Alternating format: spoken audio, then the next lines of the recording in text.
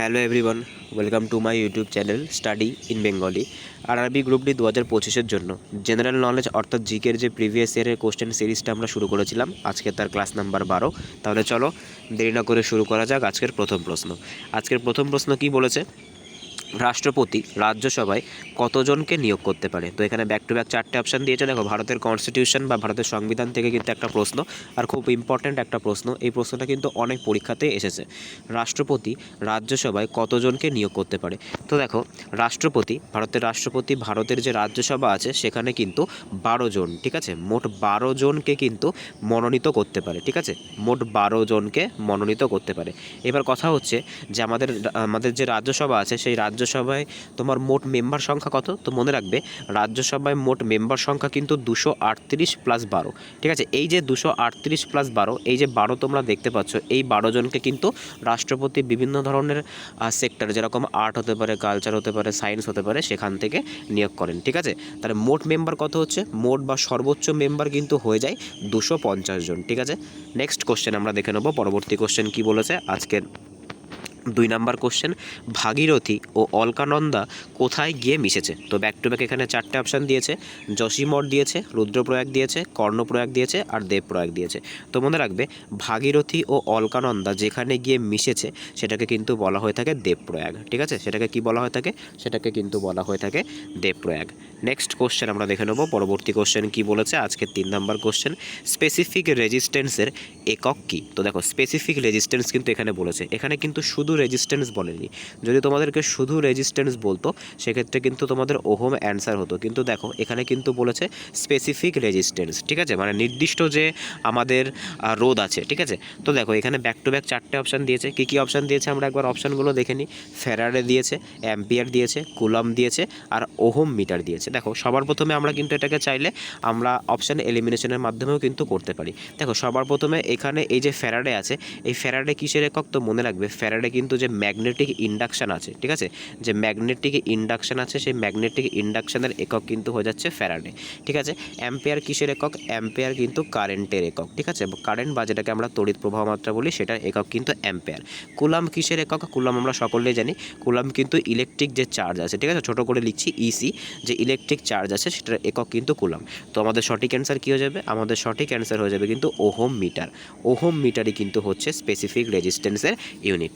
Next question আমরা দেখে নেব। পরবর্তী কোশ্চেন কি বলেছে আজকের 4 নাম্বার কোশ্চেন, আয়ারল্যান্ডের সংবিধান থেকে আমরা কি পেয়েছি? দেখো, সবার প্রথম তোমাদেরকে বলে রাখি, আমাদের যে ভারতের কনস্টিটিউশন বা সংবিধান আছে সেখানে কিন্তু বিভিন্ন দেশ থেকে বিভিন্ন রকমের পদ্ধতি বা বিভিন্ন রকমের যে ধারাগুলো আছে সেগুলো কিন্তু ওখানে অ্যাড করা হয়েছে বা বড় করা হয়েছে। ঠিক সেরকমভাবে আয়ারল্যান্ডের যে সংবিধান আছে সেখান থেকে কি নেওয়া হয়েছে? তো ব্যাক টু ব্যাক চারটে অপশান দিয়েছে। ডিপিএসপি, এখানে ডিপিএসপি মানে কি? ডিপিএসপি মানে কিন্তু হচ্ছে নির্দেশমূলক নীতি, ঠিক আছে। ডিপিএসপি মানে কিন্তু আমি এখানে লিখে দিচ্ছি তোমাদের জন্য, ডিপিএসপি মানে কিন্তু হয়ে যাচ্ছে নির্দেশমূলক নীতি, ঠিক আছে। যুগ্ম তালিকা আছে, ফান্ডামেন্টাল রাইটস আছে, আর ফান্ডামেন্টাল ডিউটিজ আছে। দেখো, আমরা যদি একে একে করে আসি, দেখো সবার প্রথমে আমরা চলে আসি আমাদের প্রশ্নে। তো দেখো, আয়ারল্যান্ডের সংবিধান থেকে আমরা কী নিয়েছি? তো মনে রাখবে, আয়ারল্যান্ডের সংবিধান থেকে কিন্তু আমরা ডিপিএসপি বা directive principle of state policy বা নীতি নির্দেশমূলক নীতি নিয়েছি। এছাড়াও কিন্তু আমরা এর সাথে যে রাষ্ট্রপতি আছে, সে যে রাষ্ট্রপতি, আমি রাষ্ট্রপতিকে পি মানে পি দিয়ে ডিনোট করছি, প্রেসিডেন্ট ফর পি, ঠিক আছে, পি দিয়ে ডিনোট করছি। তো প্রেসিডেন্ট আমাদের যে ইলেকশন আছে, অর্থাৎ রাষ্ট্রপতির যে নির্বাচন আছে, সেই রাষ্ট্রপতির নির্বাচনও কিন্তু আমরা আয়ারল্যান্ডের সংবিধান থেকে বড় করেছি। আমি আবারও বলছি, আয়ারল্যান্ড থেকে কিন্তু আমরা দুটো জিনিস নিয়েছি, একটা হচ্ছে রাষ্ট্রপতির নির্বাচন পদ্ধতি নিয়েছি, আর একটা কিন্তু এই যে নির্দেশমূলক নীতি আছে এটা নিয়েছি। এবার দেখো, তো আমাদের এই কোশ্চেনের সঠিক অ্যান্সার কী হয়ে গেল? সঠিক অ্যান্সার কিন্তু হয়ে গেল ডিপিএসপি। এইবার আমরা বাদবাকিগুলো দেখে নেব। দেখো, সবার প্রথমে বলেছে যুগ্ম তালিকা। যুগ্ম তালিকা মানে কি? যুগ্ম তালিকা মানে কিন্তু হয়ে যাচ্ছে কনকারেন্ট লিস্ট, ঠিক আছে। এবার এই কনকারেন্ট লিস্টটা কি? দেখো, এই যে কনকারেন্ট লিস্টটা আছে কিন্তু এর ভেতরে এমন কিছু বিষয় আছে যেগুলোর মধ্যে কিন্তু ভাগিদারি রাজ্য সরকারেরও আছে, আবার কেন্দ্র সরকারেরও আছে। যেরকম সবথেকে বড় উদাহরণ কিন্তু হয়ে যাচ্ছে শিক্ষা। শিক্ষা কিন্তু কেন্দ্র সরকার প্লাস রাজ্য সরকার দুজনেরই একটি বিষয়, তাই শিক্ষাকে কিন্তু কিন্তু কনকারেন্ট লিস্টে রাখা হয়েছে। এবার এই কনকারেন্ট লিস্টের ধারণা আমরা কোথা থেকে নিয়েছি? তো মনে রাখবে আমরা কিন্তু এই যে কনকারেন্ট লিস্ট আছে এর যে ধারণা আছে এটা কিন্তু অস্ট্রেলিয়ার যে সংবিধান আছে, ঠিক আছে, যে অস্ট্রেলিয়ার সংবিধান আছে সেখান থেকে কিন্তু আমরা গ্রহণ করেছি। এইবার তোমাদের জন্য একটা কোশ্চেন থাকবে যে যুগ্ম তালিকা আছে, এই যুগ্ম তালিকায় কতগুলো বিষয় আছে, ঠিক আছে, আমাদের এই যে ভারতের যে যুগ্ম তালিকা আছে সেই যুগ্ম তালিকায় কতগুলো বিষয় আছে সেটা তোমরা আমাকে কমেন্টে জানাবে। এবার দেখো আমরা পরবর্তী পয়েন্টে চলে আসি, কি বলেছে, ফান্ডামেন্টাল রাইটস বা মৌলিক অধিকার। মৌলিক অধিকার আমরা কোন দেশের সংবিধান থেকে নিয়েছি? তো মনে রাখবে মৌলিক অধিকার কিন্তু আমরা ইউএসের সংবিধান থেকে নিয়েছি, ঠিক আছে। তারপরে দেখো কি আছে, ফান্ডামেন্টাল ডিউটিস আছে।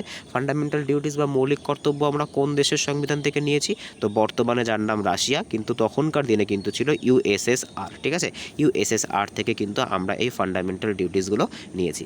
নেক্সট কোশ্চেন আমরা দেখে নেব, পরবর্তী কোশ্চেন কি বলেছে আজকের 5 নম্বর কোশ্চেন, হিমালয় থেকে কোন নদীর উৎপত্তি হয়েছে? তো দেখো এখানে ব্যাক টু ব্যাক 4টে অপশান দিয়েছে, তার মধ্যে থেকে তোমাকে বলতে হবে যে কোন নদী হিমালয় থেকে উৎপত্তি লাভ করেছে। তো এখানে দেখো কী কী এক্সাম্পল, কী কী আমাদের অপশান দিয়েছে, গোদাবরী দিয়েছে, তাপ্তি দিয়েছে, নর্মদা দিয়েছে আর গঙ্গা দিয়েছে। তো দেখো আমরা যদি এখানে খেয়াল করে দেখি একমাত্র যে গঙ্গা নদী আছে সেই গঙ্গা নদী কিন্তু হিমালয় থেকে উৎপত্তি লাভ করেছে। হিমালয়ের কোথা থেকে উৎপত্তি লাভ করেছে? এটা কিন্তু যে গঙ্গোত্রী হিমবাহ আছে, ঠিক আছে, যে গঙ্গোত্রী হিমবাহ আছে সেই গঙ্গোত্রী হিমবাহের যে গোমুখ গুহা আছে, ঠিক আছে, গঙ্গোত্রী হিমবাহের যে গোমুখ গুহা উত্তরাখণ্ড, সেখান থেকে কিন্তু কি হয়েছে, সেখান থেকে কিন্তু গঙ্গা নদী উৎপত্তি লাভ করেছে, ঠিক আছে। এবার যদি আমরা দেখি, দেখো এবার যদি আমরা গোদাবরী নদীর কথা দেখি, দেখো গোদাবরী নদী কোথা থেকে উৎপত্তি লাভ করেছে? গোদাবরী নদী কিন্তু যে নাসিকের কাছে যে ত্রিম্বকম পাহাড় আছে সেখান থেকে কিন্তু গোদাবরী নদী উৎপত্তি লাভ করেছে। নেক্সট কোশ্চেন আমরা দেখে নেব, পরবর্তী কোশ্চেন কি বলেছে। এবার আমরা যদি দেখো একটা পয়েন্ট এখানে তোমাদেরকে বলে রাখি, এই যে নর্মদা নদী আছে, এই নর্মদা নদী যদি অনেক সময় কিন্তু পরীক্ষাতে দেয় যে এই নর্মদা নদী কোথা থেকে উৎপত্তি লাভ করেছে, তো মনে রাখবে নর্মদা নদী কিন্তু অমরকণ্টক যে পাহাড় আছে সেই অমরকণ্টক পাহাড় থেকে কিন্তু উৎপত্তি লাভ করেছে। এটা তোমাদেরকে একটা এক্সট্রা ফ্যাক্ট বলে দিলাম, তার কারণ এটা কিন্তু পরীক্ষাতে অনেকবার এসেছে। আমাদের এই কোশ্চেনের সঠিক অ্যান্সার কী হবে? গঙ্গা নদী। নেক্সট কোশ্চেন আমরা দেখে নেব, পরবর্তী কোশ্চেন কী বলেছে আজকে 6 নম্বর কোশ্চেন, আবার ভারতের সংবিধান থেকে কোশ্চেন এসেছে। দেখো তোমরা আগের দিনকে বলেছিলে, আমাকে জানিয়েছিলে যে তোমাদের সংবিধান থেকে কিছু কোশ্চেনের প্রয়োজন আছে, সেই কারণের জন্য কিন্তু আমি আজকে একটু সংবিধানের কোশ্চেন বেশি রাখার চেষ্টা করেছি, ঠিক আছে। তো দেখো কি বলেছে, সংবিধানের 36 নম্বর থেকে 51 নম্বর ধারায় কিসের কথা উল্লেখ আছে? তো ব্যাক টু ব্যাক এখানে 4টে অপশান দিয়েছে, তোমরা একবার কোশ্চেনটা ভালো করে দেখে নাও যে সংবিধানের 36 নম্বর থেকে 51 নম্বর ধারা কিসের কথা বলা হয়েছে, ঠিক আছে। তো দেখি এবার আমরা আমাদের অপশানগুলো দেখে নিই। ডিপিএসপি আছে, ডিপিএসপি মানে কি, এখানে আমি আবার লিখছি, ডিপিএসপি মানে কিন্তু হয়ে যাচ্ছে নির্দেশমূলক নীতি, ঠিক আছে, নির্দেশমূলক নীতি। তারপরে কি আছে, যুগ্ম তালিকা আছে, ফান্ডামেন্টাল রাইটস আছে আর ফান্ডামেন্টাল ডিউটিস আছে। তো মনে রাখবে আমাদের ভারতের সংবিধানের আর্টিকেল 36 থেকে 51 হোক, বা যদি তোমাদেরকে এটা বলে বা তোমাদেরকে যদি বলে পার্ট 4, তো 36 থেকে 51 বলুক বা পার্ট 4 বলুক, এখানে কি আছে? তো মনে রাখবে এখানে কিন্তু আছে directive principle of state policy বা নীতি নির্দেশমূলক নীতি, ঠিক আছে। আশা করি বুঝতে পেরেছো। নেক্সট কোশ্চেন আমরা দেখে নেব, পরবর্তী কোশ্চেন কি বলেছে আজকে 7 নম্বর কোশ্চেন, নিচের কোন সেক্টরে সিজনাল আনএমপ্লয়মেন্ট আছে? দেখো সবার প্রথম তোমাদেরকে কিন্তু এই যে শব্দটা আছে সিজনাল আনএমপ্লয়মেন্ট, এর মানে বুঝতে হবে। তো দেখো সিজনাল আনএমপ্লয়মেন্ট মানে কি, সিজনাল আনএমপ্লয়মেন্ট মানে কিন্তু হচ্ছে বছরের একটা সময় কি হবে, বছরের একটা সময় মানুষের কাছে কাজ থাকবে বা মানুষ এমপ্লয়েড থাকবে কোনো একটা সেক্টরে, সেটা এগ্রিকালচার হোক বা তোমার বিভিন্ন যে সেক্টরগুলো হয়ে থাকে সেখানে কিন্তু একটা সময় বছরে কাজ থাকবে আর একটা সময় কিন্তু বছরে কাজ থাকবে না, বা একটা সিজনে কিন্তু কাজ থাকবে আর একটা সিজনে কিন্তু কাজ থাকবে না, এটাকে বলা হয়ে থাকে কিন্তু সিজনাল আনএমপ্লয়মেন্ট। এইবার এই যে সিজনাল আনএমপ্লয়মেন্ট আছে এটা কোথায় দেখতে পাওয়া যায়, ঠিক আছে। তো আমাদের অপশানগুলো কী কী দিয়েছে আমরা একবার দেখে নিই। কৃষি দিয়েছে, ম্যানুফ্যাকচারিং দিয়েছে, মেডিকেল সেক্টর দিয়েছে আর টেকনোলজি দিয়েছে। তো মনে রাখবে ভারতে সবথেকে বেশি কিন্তু যেখানে সিজনাল আনএমপ্লয়মেন্ট দেখা যায় সেটা কিন্তু কৃষির ক্ষেত্রে দেখতে পাওয়া যায়। দেখো অনেক কৃষক আছে তারা কিন্তু যে সিজনাল যে ফসলগুলো হয়ে থাকে বা সিজনাল যে ভেজিটেবলগুলো হয়ে থাকে শুধুমাত্র সেগুলোরই চাষ করে থাকেন, ঠিক আছে। সেক্ষেত্রে কিন্তু মনে করো তোমাকে আমি এক্সাম্পল হিসেবে কি দিতে পারি, মনে করো যে সমস্ত কৃষকরা সর্ষের চাষ করে তারা কিন্তু শুধুমাত্র সর্ষেরই চাষ করে আর সেটা কিন্তু শীতকালেই করা হয়ে থাকে, বাদবাকি সময়টা কিন্তু তাদের কোনো রকম চাষ হয় না, গরমকাল বা বর্ষাকাল, তখন কিন্তু তাদের একটা বেকারত্ব থাকে, ঠিক আছে, সেটাকেই কিন্তু বলা হয়ে থাকে সিজনাল আনএমপ্লয়মেন্ট। নেক্সট কোশ্চেন আমরা দেখে নেব, পরবর্তী কোশ্চেন কি বলেছে আজকের 8 নম্বর কোশ্চেন, ইন্ডিয়ান কনস্টিটিউশন ডে কবে পালন করা হয়ে থাকে? দেখো ভারতের সংবিধান দিবস, ঠিক আছে, কী দিবস? ইন্ডিয়ান কনস্টিটিউশন ডে মানে হচ্ছে ভারতের সংবিধান দিবস। তো দেখো এখানে কী কী অপশান আছে আমরা একবার অপশানগুলো দেখে নেব। 26শে জানুয়ারি আছে, 26শে অক্টোবর আছে, 26শে নভেম্বর আছে, আর 26শে আগস্ট আছে। দেখো সবার প্রথম তোমাদেরকে বলে রাখি সংবিধান সম্পর্কে একটা কথা, যে ভারতের যে সংবিধান আছে সেটা কিন্তু 1949 সালের যে 26শে নভেম্বর আছে, এই যে তারিখটা আছে এই তারিখে কিন্তু কি করা হয়, এই তারিখে কিন্তু ভারতের সংবিধান গণপরিষদে গ্রহণ করা হয়, ঠিক আছে। সেই কারণের জন্যই কিন্তু এই যে 26শে নভেম্বর যে তারিখটা আছে এই তারিখেই কিন্তু ভারতের সংবিধান দিবস পালন করা হয়ে থাকে। আর তোমাদেরকে আর একটা ফ্যাক্ট বলে রাখি যে 1950 সালের যে 26শে জানুয়ারি আছে এই তারিখ থেকে কিন্তু ভারতের সংবিধান এনফোর্স হয়, অর্থাৎ এই তারিখ থেকে কিন্তু ভারতের সংবিধান কার্য করা শুরু করে।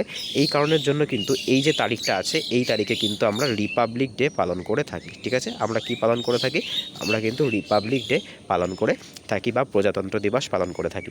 তো আমাদের সঠিক অ্যান্সার কী হয়ে যাবে? আমাদের সঠিক অ্যান্সার হয়ে যাবে কিন্তু 26শে নভেম্বরে কিন্তু আমরা আমাদের সংবিধান দিবস পালন করে থাকি। নেক্সট কোশ্চেন আমরা দেখে নেব, পরবর্তী কোশ্চেন কী বলেছে। আজকে 9 নম্বর কোশ্চেন, কোনটি ক্রিকেটের সাথে যুক্ত নয়? ঠিক আছে, তো দেখো এখানে কিছু কিছু ট্রফি আছে, তার ভেতর থেকে তোমাকে বলতে হবে কোন ট্রফিটা ক্রিকেট খেলার সাথে যুক্ত নয়। তো এখানে ব্যাক টু ব্যাক 4টে অপশান দিয়েছে, দিলীপ ট্রফি দিয়েছে, ডুরান্ড কাপ দিয়েছে, রঞ্জি ট্রফি দিয়েছে, আর দেওধর ট্রফি দিয়েছে। তো দেখো আমাদের সঠিক অ্যান্সার কী হবে? আমরা এখানে অপশান এলিমিনেশনও করতে পারি। দেখো যে দিলীপ ট্রফি আছে এটাও কিন্তু ক্রিকেটের সাথে যুক্ত, ঠিক আছে, এটা কিন্তু ক্রিকেটের সাথে যুক্ত। তারপর যে রঞ্জি ট্রফি আছে এটাও কিন্তু ক্রিকেটের সাথে যুক্ত। আবার যে দেওধর ট্রফি আছে এটাও কিন্তু ক্রিকেটের সাথে যুক্ত। এগুলো কিন্তু সবই ক্রিকেটের যে ডোমেস্টিক হয়, ঠিক আছে, ক্রিকেটের যে ডোমেস্টিক লিগ হয় যে বা ঘরোয়া খেলা হয় সেটার সাথে কিন্তু সম্পর্কযুক্ত। একমাত্র যে ডুরান্ড কাপ আছে এটা কিন্তু কিসের সাথে সম্পর্কযুক্ত? তো মনে রাখবে যে ডুরান্ড কাপ আছে সেই ডুরান্ড কাপ কিন্তু কিসের সাথে সম্পর্কযুক্ত? এটা কিন্তু একমাত্র ফুটবলের সাথে যুক্ত। আর বাদ বাকি যে কটা কাপ তোমরা দেখতে পাচ্ছ সেগুলো কিসের সাথে যুক্ত? সেগুলো সবই কিন্তু হয়ে যাচ্ছে আমাদের যে ক্রিকেট আছে সেই ক্রিকেটের যে ডোমেস্টিক লিগগুলো হয়ে থাকে বা ঘরোয়া যে খেলাগুলো হয়ে থাকে তার সাথে সম্পর্ক যুক্ত। নেক্সট কোশ্চেন আমরা দেখে নেব, পরবর্তী কোশ্চেন কি বলেছে। আজকে 10 নম্বর কোশ্চেন, সত্যবিলোপ নীতি কে চালু করেন? তো এখানে ব্যাক টু ব্যাক 4টে অপশান আছে, কী বলেছে? তো দেখো সত্যবিলোপ নীতি, ঠিক আছে, সবার প্রথম তোমাদেরকে বলে রাখি এই সত্যবিলোপ নীতি সম্পর্কে তোমাদের একটা ধারণা দিয়ে রাখি। দেখো সত্যবিলোপ নীতি মানে কি? সত্যবিলোপ নীতি মানে মনে করো আগেকার সময়, মনে করো এটা কার সময় হয়েছিল আগে অ্যান্সারটা বলে নিই। তো ডালহৌসির সময় হয়েছিল। মোটামুটি মনে রাখো এটা হয়েছিল মোটামুটি 1850 থেকে 1856 নাগাদ। তো এই যে সত্যবিলোপ নীতির যে শর্ত ছিল সেটা ছিল এটাই যে মনে করো কোনো একজন রাজা আছে, সেই রাজার যদি কোনো উত্তরাধিকার না থাকে, ঠিক আছে, সেক্ষেত্রে সেই যে রাজ্যটা আছে সেই রাজ্যটা কিন্তু ব্রিটিশ সরকারের হয়ে যাবে, ঠিক আছে। তো এই যে সত্যবিলোপ নীতিটা কে প্রণয়ন করেছিল? তো সত্যবিলোপ নীতিটা কিন্তু প্রণয়ন করেছিল লর্ড ডালহৌসি, ঠিক আছে। এবার দেখো এখানে ওয়েলেসলি আছে, ওয়েলেসলি কোন নীতিটা প্রণয়ন করেছিল? অধীনতামূলক মিত্রতা নীতি, ঠিক আছে। পরীক্ষায় কিন্তু খুব আসে এই কোশ্চেনটা যে অধীনতামূলক মিত্রতা নীতি এটাকে প্রতিষ্ঠা করেছিল। তো লর্ড ওয়েলেসলি কিন্তু অধীনতামূলক মিত্রতা নীতি প্রকাশ করেছিল। এবার দেখো এখানে ক্যানিং আছে, ক্যানিং সম্পর্কে একটা এক্সট্রা ফ্যাক্ট কি, যে ক্যানিং কিন্তু ভারতের প্রথম ভাইসরয় ছিলেন, ঠিক আছে। ভারতের প্রথম কিন্তু ভাইসরয় কে ছিল? লর্ড ক্যানিং। নেক্সট কোশ্চেন আমরা দেখে নেব, পরবর্তী কোশ্চেন কি বলেছে। আজকের 11 নম্বর কোশ্চেন, বৃষ্টি পরিমাপের সবথেকে কমন একক কি? দেখো এই যে বৃষ্টির পরিমাণ আছে এই বৃষ্টিকে কোন এককে মাপা হয়ে থাকে সেটা কিন্তু তোমাদেরকে বলতে হবে।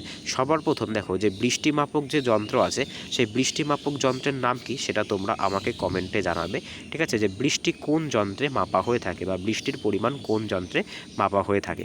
এবার দেখো আমরা যদি এর ইউনিটগুলো দেখে নিই তো সঠিক অ্যান্সার কী হয়ে যাবে। দেখো এখানে কী কী অপশান আছে, কেপিএল আছে, এমএম আছে মানে মিলিমিটার আছে, এটা হচ্ছে কিলোপাস্কেল, এটা হচ্ছে মিলিমিটার, এটা হচ্ছে সেন্টিমিটার, আর এটা হচ্ছে বি অ্যান্ড ডি, ঠিক আছে। এখানে একটা অপশানটা ভুল আছে, এটা হয়ে যাবে তোমার হচ্ছে বি অ্যান্ড ডি, মানে অর্থাৎ হচ্ছে দুটোই। তো দেখো আমাদের যে বৃষ্টির একক আছে এটা কিন্তু মিলিমিটার আর সেন্টিমিটার, এই দুটো এককেই কিন্তু মাপা হয়ে থাকে, ঠিক আছে। নেক্সট কোশ্চেন আমরা দেখে নেব, পরবর্তী কোশ্চেন কি বলেছে। আজকের 12 নম্বর কোশ্চেন, কোন রাজ্য বা কেন্দ্রশাসিত অঞ্চলে হেমিস ফেস্টিভ্যাল, খুব ইম্পর্টেন্ট একটা ফেস্টিভ্যাল কিন্তু এটা, Hemis festival very very important পরীক্ষার জন্য। এই ধরনের ফেস্টিভ্যাল কিন্তু পরীক্ষাতে খুব আসে। তো ভারতের কোন রাজ্যে হেমিস ফেস্টিভ্যাল পালন করা হয়ে থাকে? থাকে। তো এখানে ব্যাক টু ব্যাক 4টে অপশান আছে, পাঞ্জাব আছে, সিকিম আছে, জম্মু আছে আর লাদাখ আছে। তো সঠিক অ্যান্সার কী হবে? সঠিক অ্যান্সার হয়ে যাবে কিন্তু লাদাখ। ঠিক আছে, লাদাখেই কিন্তু এই যে হেমিস ফেস্টিভ্যালটা পালন করা হয়ে থাকে। লাদাখে কিন্তু একটা রাষ্ট্রীয় উদ্যান আছে, যেটা কিন্তু ভারতের সবথেকে বড় রাষ্ট্রীয় উদ্যান, সেটার নামও কিন্তু হেমিস। এই জায়গাতেই এই অনুষ্ঠানটা হয় বলে কিন্তু এটার নাম দিয়েছে হেমিস ফেস্টিভ্যাল। ঠিক আছে, অনেক সময় কিন্তু পরীক্ষায় এরকমভাবে কোশ্চেন দিতে পারে যে হেমিস ন্যাশনাল পার্ক বা ভারতের সবথেকে বড় ন্যাশনাল পার্ক কোনটা, সেটা কিন্তু এই হেমিস ন্যাশনাল পার্ক। ঠিক আছে, আর এখানেই কিন্তু এই হেমিস ফেস্টিভ্যালটা হয়ে থাকে। নেক্সট কোশ্চেন আমরা দেখে নেব, পরবর্তী কোশ্চেন কি বলেছে আজকের 13 নম্বর কোশ্চেন। কোন নদী সপ্তসিন্ধু অঞ্চলের ভাগ ছিল না? দেখো, এই যে সপ্তসিন্ধু অঞ্চল, এই সপ্তসিন্ধু অঞ্চলটা কোথায় আছে সবার প্রথম তোমাদেরকে কিন্তু জানতে হবে। তো মনে রাখবে, এই সপ্তসিন্ধু অঞ্চলটা কিন্তু ছিল পাঞ্জাবের কাছে। ঠিক আছে, আর এখানেই কিন্তু আর্যরা সবার প্রথম এসে কিন্তু বসতি স্থাপন করেছিল যে পাঞ্জাবের সপ্তসিন্ধু অঞ্চলে। এইবার এই সপ্তসিন্ধু অঞ্চলে কতগুলি নদী ছিল, সেই নদীগুলি কী কী ছিল? দেখো, সিন্ধু আর তার যে উপনদী ছিল, ঠিক আছে, সিন্ধু নদী আর তার যে উপনদী ছিল, উপনদীগুলি কী কী ছিল? দেখো, রাভি ছিল, বিতস্তা ছিল, বিপাশা ছিল, ঠিক আছে, তারপরে চন্দ্রভাগা ছিল, ঠিক আছে, তারপরে এই যে আমাদের যে শতদ্রু ছিল। এই যে সিন্ধু আর তার যে উপনদীগুলো ছিল, সেইগুলো নিয়ে কিন্তু পাঞ্জাব রাজ্যটা গঠিত হয়েছিল। ঠিক আছে, এখানেই কিন্তু আর্যরা সবার প্রথম উত্তর পশ্চিম সীমান্ত থেকে এশিয়া মাইনর থেকে এসে এখানে বসতি স্থাপন করেছিল। তো বলেছে এর ভেতর থেকে 4টে অপশান দিয়েছে, তার ভেতর থেকে তোমায় বলতে হবে কোন নদীটা সপ্তসিন্ধু অঞ্চলের মধ্যে পড়ে না। তো দেখো, এখানে ব্যাক টু ব্যাক 4টে অপশান আছে। ইন্দাস আছে, মানে ইন্দাস মানে কি? ইন্দাস মানে সিন্ধু আছে, শিপ্রা আছে, রাভি আছে আর ঝিলাম আছে। তো সঠিক অ্যান্সার আমাদের কী হবে? সরি, সঠিক অ্যান্সার কিন্তু হয়ে যাবে শিপ্রা। শিপ্রা কিন্তু সপ্তসিন্ধু অঞ্চলের মধ্যে পড়ে না। শিপ্রা বাদে এই যে ইন্দাস মানে তুমি দেখতে পাচ্ছ সিন্ধু, ঠিক আছে, রাভি নদী, ঝিলাম নদী, ঝিলাম মানে কিন্তু বিতস্তা নদী, এরা সবাই কিন্তু কিসের মধ্যে পড়ে? এরা সবাই কিন্তু সপ্তসিন্ধু অঞ্চলের মধ্যে পড়ে। নেক্সট কোশ্চেন আমরা দেখে নেব, পরবর্তী কোশ্চেন কি বলেছে আজকের 14 নম্বর কোশ্চেন। রামচরিত যা সন্ধ্যাকর নন্দীর লেখা, তার নায়ককে? দেখো, এই যে এখানে দেখো, তোমাদের কোশ্চেনের মধ্যে কিন্তু তোমরা একটা নতুন কোশ্চেন পেয়ে যাচ্ছ। দেখো, এই যে রামচরিত যে গ্রন্থটা আছে, এই রামচরিত গ্রন্থটা কে লিখেছিল? রামচরিত যে গ্রন্থটা, সেটা কিন্তু সন্ধ্যাকর নন্দী পেয়েছিল। এটা কিন্তু একটা ফ্যাক্ট, তোমরা চাইলে নোট ডাউন করতে পারো। এবার কোশ্চেনটা কত অ্যাডভান্স লেভেলে গিয়ে করেছে দেখো, যে বলেছে যে রামচরিত কে লিখেছে, সেটা কিন্তু তোমাদের কাছে জিজ্ঞাসা করেনি। বলেছে রামচরিত যা সন্ধ্যাকর নন্দীর লেখা, তার নায়ককে? অর্থাৎ সন্ধ্যাকর নন্দী কাকে মানে উদ্দেশ্য করে বা কার জন্য এই রামচরিত গ্রন্থটা লিখেছিল? তো এখানে ব্যাক টু ব্যাক 4টে অপশান আছে। কী কী অপশান দিয়েছে? দেবপাল দিয়েছে, রামপাল দিয়েছে, কুমারপাল দিয়েছে আর গোপাল দিয়েছে। তো আমাদের সঠিক অ্যান্সার কী হয়ে যাবে? আমাদের সঠিক অ্যান্সার হয়ে যাবে কিন্তু রামপাল। রামপালকে উদ্দেশ্য করেই কিন্তু সন্ধ্যাকর নন্দী কী লিখেছিল? সন্ধ্যাকর নন্দী কিন্তু লিখেছিল রামচরিত। ঠিক আছে, নেক্সট কোশ্চেন আমরা দেখে নেব, পরবর্তী কোশ্চেন কি বলেছে আজকের। এবার দেখো, তোমাদের জন্য এখানে আমি আরেকটা HW দিই। দেখো, তোমরা তো রামচরিত পড়লে যে রামচরিত কে লিখেছে? রামচরিত লিখেছে হচ্ছে সন্ধ্যাকর নন্দী, কিন্তু আর একটাও কিন্তু গ্রন্থ আছে যেটা হচ্ছে রামচরিত মানস। এই যে রামচরিত মানস আছে, এটা কে লিখেছে? এটা তোমরা আমাকে কমেন্টে জানাবে। এটা তোমাদের জন্য কিন্তু আর একটা HW থাকলো। নেক্সট কোশ্চেন আমরা দেখে নেব, পরবর্তী কোশ্চেন কি বলেছে।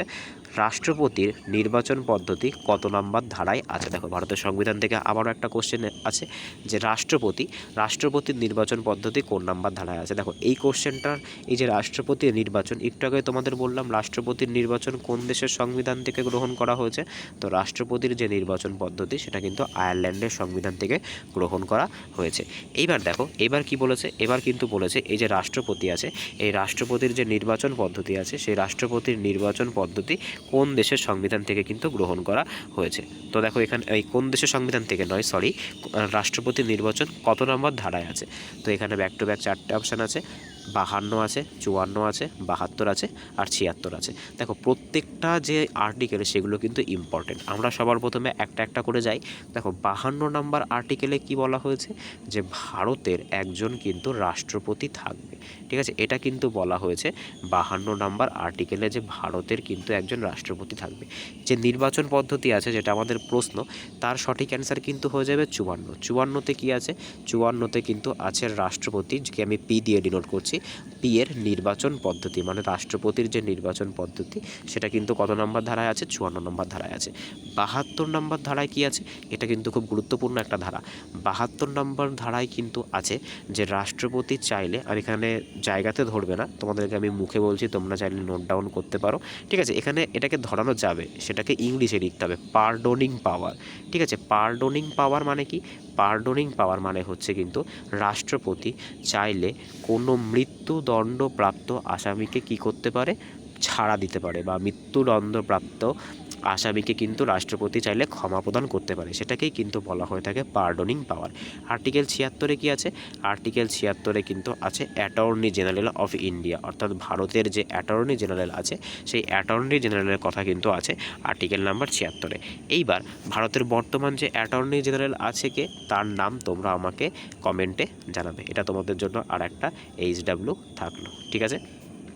নেক্সট কোশ্চেন আমরা দেখে নেব। পরবর্তী কোশ্চেন কি বলেছে? আজকে 16 নম্বর কোশ্চেন, কোনটা জায়েদ ফসল নয়? তো এখানে ব্যাক টু ব্যাক 4টে অপশান দিয়েছে, এর ভেতর থেকে কিন্তু তোমায় বলতে হবে যে কোনটা জায়েদ ফসল নয়।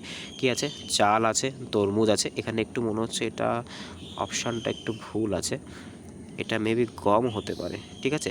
আর কি আছে? আর কিন্তু আছে মাক্স মেলন। তো মনে রাখবে জায়েদ ফসল নয় কোনটা? জায়েদ ফসল নয় কিন্তু চাল, ঠিক আছে, বা রাইস আমরা বলতে পারবো, এটা কিন্তু আমাদের কি ফসল নয়? এটা কিন্তু আমাদের যে জায়েদ ফসল নয়। নেক্সট কোশ্চেন আমরা দেখে নেব। পরবর্তী কোশ্চেন কি বলেছে? আজকে 17 নম্বর কোশ্চেন, একটা বই থেকে কোশ্চেন দিয়েছে, বুকস অ্যান্ড অথর থেকে, poverty and unBritish rule of India কার লেখা? দেখো হিস্ট্রি কিন্তু খুব ফেমাস একটা বই, এটা অনেকবার কিন্তু পরীক্ষাতে, বিভিন্ন পরীক্ষাতে কিন্তু এসেছে যে poverty and unBritish rule of India এই বইটা কার লেখা? তো ব্যাক টু ব্যাক এখানে 4টে অপশান দিয়েছে। কী কী দিয়েছে? মানবেন্দ্রনাথ রায় দিয়েছে, দাদাভাই নৌরোজি দিয়েছে, বিপিনচন্দ্র পাল দিয়েছে, আর লালা লাজপত রায় দিয়েছে। তো সঠিক অ্যান্সার কী হবে? সঠিক অ্যান্সার হয়ে যাবে কিন্তু দাদাভাই নৌরোজি। দাদাভাই নৌরোজি কিন্তু এই poverty and unBritish rule of India এই বইটা লিখেছে। এই বইয়ের বিষয়বস্তু কি? দেখো এই বইয়ের বিষয়বস্তু হচ্ছে ব্রিটিশরা কিভাবে ভারত থেকে সম্পদ তাদের দেশে নিয়ে গেছিলো সেটা দেখানোর জন্যই কিন্তু দাদাভাই নৌরোজি এই বইটা লিখেছিল। নেক্সট কোশ্চেন আমরা দেখে নেব। পরবর্তী কোশ্চেন কি বলেছে? আজকের 18 নম্বর কোশ্চেন, আকবরের অর্থমন্ত্রীকে? ব্যাক টু ব্যাক 4টে অপশান দিয়েছে, টোডরমল দিয়েছে, আব্দুল রহিম দিয়েছে, মোল্লা দো পেয়াজা দিয়েছে, আর তানসেন দিয়েছে। তো দেখো আকবরের যে অর্থমন্ত্রী ছিল সেই আকবরের অর্থমন্ত্রী, বা অনেক সময় কিন্তু এটাকে রাজস্ব মন্ত্রীও দিয়ে দেয়, তো সেই আকবরের অর্থমন্ত্রী বা রাজস্ব মন্ত্রী কে ছিল? তো মনে রাখবে সেটা কিন্তু ছিল টোডরমল, ঠিক আছে? টোডরমল কিন্তু ছিল আকবরের রাজস্ব মন্ত্রী বা অর্থমন্ত্রী। নেক্সট কোশ্চেন আমরা দেখে নেব কি বলেছে। আসলে প্রচুর ঠান্ডা লেগেছে বলে তোমাদের গলাটা বিভিন্ন সময় বিভিন্ন রকম লাগছে, একটু অ্যাডজাস্ট করে নিও, সরি। নিচের কোনটা এনার্জির ইউনিট নয়? দেখো এনার্জি মানে কি? তো এনার্জি মানে কিন্তু হয়ে যাচ্ছে শক্তি, ঠিক আছে? বলেছে নিচের কোনটা শক্তির একক নয়? তো এখানে ব্যাক টু ব্যাক 4টে অপশান দিয়েছে। কী কী দিয়েছে? জুল দিয়েছে, ক্যালোরি দিয়েছে, কুলম দিয়েছে, আর এখানে দিয়েছে কিন্তু নিউটন। তো দেখো এখানে আমার মনে হচ্ছে এই কুলম অপশানটাও এখানে ভুল আছে। তোমরা এই 3টে অপশানের মধ্যে বলো যে এর ভেতর থেকে কোনটা, এর ভেতর থেকে কোনটা হচ্ছে আমাদের শক্তির একক নয়। তো সঠিক অ্যান্সার কী হবে? সঠিক অ্যান্সার হয়ে যাবে কিন্তু নিউটন। নিউটন কিন্তু শক্তির একক নয়। তার কারণ কি? তার কারণ নিউটন কিন্তু হয়ে যাচ্ছে ফোর্স বা বলের একক, ঠিক আছে? ফোর্স বা বলের একক, যেটাকে আমরা এন দিয়ে প্রকাশ করি, তার একক কিন্তু হয়ে যাচ্ছে নিউটন, ঠিক আছে? নেক্সট কোশ্চেন আমরা দেখে নেব। পরবর্তী কোশ্চেন কি বলেছে? আজকের 20 নম্বর তথা লাস্ট কোশ্চেন, আফগানিস্তানের অফিসিয়াল ল্যাঙ্গুয়েজ কী? দেখো এই যে আফগানিস্তান আছে সেই আফগানিস্তানের অফিসিয়াল ল্যাঙ্গুয়েজ কি? এখানে ব্যাক টু ব্যাক 4টে অপশান দিয়েছে। কী কী বলেছে? উর্দু দিয়েছে, দারি দিয়েছে, হিন্দি দিয়েছে, আর ফার্সি দিয়েছে। তো সঠিক অ্যান্সার কী হবে? সঠিক অ্যান্সার হয়ে যাবে কিন্তু দারি। আফগানিস্তানের যে অফিসিয়াল ল্যাঙ্গুয়েজ আছে, আমি যদি এখানে লিখি আফগানিস্তানের যে অফিসিয়াল ল্যাঙ্গুয়েজ আছে সেই অফিসিয়াল ল্যাঙ্গুয়েজের নাম কিন্তু হয়ে যাচ্ছে দারি। অনেকে কিন্তু মনে করবে আফগানিস্তানে যেহেতু মুসলিম পপুলেশন আছে অনেকে মনে করবে এটা উর্দু, কিন্তু উর্দু কিন্তু পাকিস্তানের, ঠিক আছে? উর্দু কিন্তু পাকিস্তানের, মনে রাখবে এই ফ্যাক্টগুলো। তো আজকে এই অবধি ছিল। যদি ভিডিওটা ভালো লেগে থাকে তাহলে অবশ্যই চ্যানেলটাকে সাবস্ক্রাইব করো, পাশে থাকা বেল আইকনটিকে প্রেস করে রেখো যাতে ভিডিও ছাড়লে সবার প্রথম নোটিফিকেশান তোমাদের কাছে পৌঁছায়। এছাড়া কিন্তু তোমরা চাইলে এর আগে আমাদের আরও 11টা ক্লাস হয়ে গেছে, তোমরা চাইলে দেখতে পারো, ডেসক্রিপশনে প্লেলিস্টের লিঙ্ক দেওয়া থাকবে। তাহলে চলো দেখা হচ্ছে পরের ভিডিওতে, বাই।